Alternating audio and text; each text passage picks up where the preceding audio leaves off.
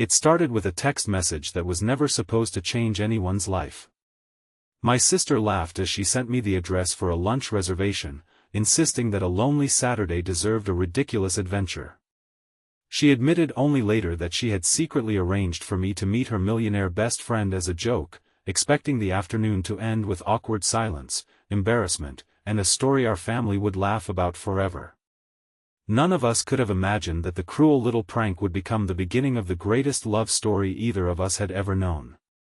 Before we begin, if you believe kindness can heal old wounds, forgiveness can change lives, hope should never be abandoned, and second chances are worth taking, please like this video, leave a comment, share it with someone you care about, and subscribe to our channel to become part of our community. For almost 4 years, Maren Holloway had lived quietly in the small coastal town where everyone seemed to know everyone else's business. She worked at a neighborhood bookstore that smelled of old paper and fresh coffee, spending her afternoons recommending novels to strangers while secretly wondering if real life could ever be as beautiful as the stories stacked around her. She wasn't bitter about being single, but she had grown tired of friends insisting that happiness only arrived with romance. After surviving a painful engagement that collapsed when her fiancé chose ambition over loyalty, she had carefully rebuilt herself one peaceful day at a time. She trusted books more than promises and routines more than dreams. Her younger sister, Tessa, was the complete opposite. She collected adventures the way some people collected souvenirs. Every week she invented another harmless scheme that usually ended with laughter. Unfortunately, her latest idea crossed a line she didn't recognize until much later. Months earlier, Tessa had become friends with Callum Mercer after volunteering at a children's literacy fundraiser. The newspapers loved writing about Callum because he had built a technology company worth millions before turning 35. Articles described luxury cars, expensive suits, exclusive investments, and glamorous charity galas. Few people mentioned that he quietly funded libraries in struggling neighborhoods because he remembered growing up in one himself. Despite his wealth, Callum hated being introduced to women who only saw headlines instead of the person behind them. He had cancelled countless arranged lunches after discovering they were carefully engineered matchmaking attempts. Tessa knew this. She also knew her sister would refuse any blind date. That impossible combination somehow convinced her the funniest solution was to trick both of them. She invited Callum to lunch by telling him an old friend wanted advice about expanding an independent bookstore. She invited Maren by pretending the restaurant was celebrating Tessa's promotion.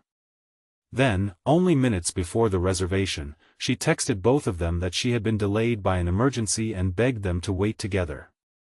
The prank seemed brilliant inside Tessa's imagination. Reality felt very different.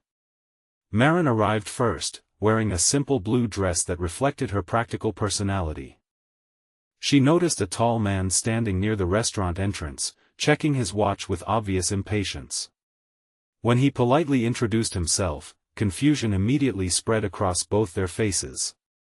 Within minutes they realized neither one belonged there for the reasons they had been told. Embarrassment replaced confusion. Then irritation replaced embarrassment. Callum stared at the messages on his phone before quietly shaking his head. Maren folded her arms and sighed so deeply that nearby diners glanced toward them. Neither wanted to stay. Both almost walked away. Then the waiter explained the reservation had already been prepared, the food was nearly ready, and canceling would waste everything. Maren reluctantly suggested they simply eat lunch, expose Tessa's ridiculous prank afterward, and move on with their lives. Callum agreed. The first 10 minutes felt painfully uncomfortable. They laughed nervously at the situation, criticized Tessa's terrible sense of humor, and exchanged polite facts that sounded rehearsed. Then something unexpected happened. Without trying to impress each other, they began speaking honestly. Maren admitted she sometimes feared she had become too cautious after heartbreak. Callum confessed he no longer trusted introductions because too many people cared about his bank account before learning his favorite book. When Maren admitted she had never searched his name online, Callum smiled with genuine surprise. She didn't recognize the billionaire everyone else admired. She simply saw an exhausted man who looked relieved to spend an afternoon without pretending. Hours passed almost unnoticed beneath the bright afternoon sun shining across the restaurant terrace. They discussed childhood dreams, embarrassing mistakes, favorite novels, family traditions, volunteer work, and the strange pressure of becoming someone others expected rather than someone they truly were. For the first time in years, Callum laughed without forcing it. For the first time since her broken engagement, Maren forgot to protect every emotion behind invisible walls. Meanwhile, Tessa spent the afternoon convinced both of them had left furious. She rehearsed apologies during the drive toward the restaurant. Instead, she arrived just in time to see Callum carrying several boxes of donated children's books toward Maren's bookstore after lunch because she had casually mentioned an upcoming reading program. Neither looked angry. They looked comfortable. That frightened Tessa more than yelling ever could. When she confessed everything, silence followed. Maren looked disappointed. Callum looked thoughtful. Tessa apologized through tears, admitting she had treated real people like characters inside one of her ridiculous stories. She expected forgiveness to take years. Instead, Maren hugged her. Not because the prank had been harmless. Because carrying anger any longer would only create another unnecessary wound inside their family. Callum accepted the apology too, though he gently explained that manipulating trust could easily destroy relationships before they even began. Tessa promised herself she would never confuse entertainment with honesty again. Over the following weeks, something remarkable unfolded. Without planned dates, expensive gifts, or dramatic declarations, Maren and Callum simply kept finding reasons to meet during daylight hours. Sometimes he helped organize children's reading events. Sometimes she recommended novels he had somehow never read despite owning thousands. Sometimes they volunteered together at community centers where nobody cared about financial success because every child deserved attention regardless of who donated the books. People around town assumed the millionaire would eventually grow bored.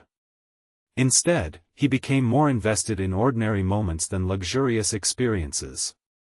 He discovered genuine happiness inside crowded bookstores, neighborhood bakeries, local parks filled with laughing families, and quiet afternoon walks beside the harbor. Maren slowly realized that wealth had never been the most interesting thing about him. His generosity wasn't measured by money. It appeared through patience, humility, and his willingness to listen without interrupting. Yet love stories are rarely built without another difficult test. Several months later, a business magazine published photographs of Callum and Maren together. Within hours, social media exploded. Strangers accused Maren of chasing money. Others insisted Callum had invented a romantic image to improve public opinion. Neither accusation reflected reality. Unfortunately, truth often travels slower than gossip. Customers entered the bookstore pretending to browse while whispering cruel assumptions. Old acquaintances suddenly reappeared with fake congratulations. Reporters waited outside hoping for dramatic reactions. Maren felt herself shrinking beneath attention she had never wanted. The peaceful life she had fought to rebuild suddenly disappeared beneath endless judgment. She considered ending the relationship. Not because she stopped loving Callum. Because she feared becoming another burden inside his already complicated world. When she confessed those fears during an afternoon picnic, Callum surprised her again. He admitted he had considered stepping away too. Not because he doubted their relationship. Because he worried she deserved a quieter life than the one public attention could offer. For several emotional minutes, both believed sacrificing their happiness might protect the other. Then they recognized the painful mistake. They were trying to decide each other's future instead of facing the challenge together. Love wasn't asking who deserved whom. Love was choosing not to run when life became uncomfortable. They refused to surrender. Instead of hiding, they increased their volunteer work. They attended children's literacy events together. They funded local reading programs without publicity. They spent afternoons helping renovate neglected libraries. Gradually, people stopped talking about headlines and started noticing actions. The gossip lost power because kindness kept producing visible results. Even skeptical neighbors admitted that whatever had begun as an accidental meeting had become something sincere. Tessa watched every step with mixed emotions.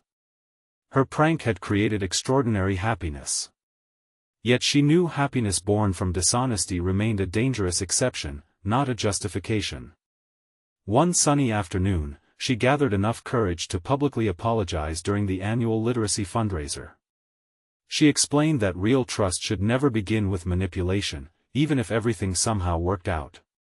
The audience responded with understanding instead of condemnation because they could see genuine regret inside every word. That apology healed something deeper than embarrassment. It restored honesty inside their family. Nearly a year after the unforgettable lunch, Callum invited Maren back to the same restaurant where everything had begun. The same tables stood beneath the same afternoon sunlight. The same waiter recognized them immediately and laughed when he remembered the awkward first meeting. This time there were no misunderstandings. No hidden plans. No tricks. Only gratitude. Callum didn't begin with expensive jewelry or dramatic speeches. He simply placed the printed copy of Tessa's original prank message on the table beside a photograph from one of their community library projects. One represented deception. The other represented everything they had built afterward. He told Maren that life sometimes delivered blessings through completely unexpected mistakes, but lasting love depended on honesty after the surprise had passed. With tears filling her eyes, Maren realized she no longer remembered that afternoon as the day she had been tricked. She remembered it as the day two lonely people accidentally discovered someone who understood them completely. Before we reach the end of this story, we'd love to hear from you. Please leave a meaningful comment and tell us whether you believe forgiveness can transform even the most unexpected mistakes into something beautiful, or share a moment when an unexpected event changed your own life for the better. Months later, surrounded by family, friends, children from the literacy programs they had supported, and shelves overflowing with books instead of extravagant decorations, Maren and Callum celebrated their wedding during a bright, beautiful afternoon. Tessa stood nearby with tears of gratitude, still amazed that the worst decision she had ever made somehow became the beginning of the greatest lesson of her life. No one praised the prank itself because deception was never the hero of their story. The true miracle came afterward, when honesty replaced embarrassment, forgiveness replaced resentment, kindness defeated pride, and two people chose to see each other's hearts instead of their fears. Whenever anyone asked how they first met, they always smiled before answering that what everyone else remembered as a prank had quietly become their first date. If this story touched your heart, please like this video, leave a meaningful comment, share it with someone who needs hope today, and subscribe to our channel so you never miss another emotional journey.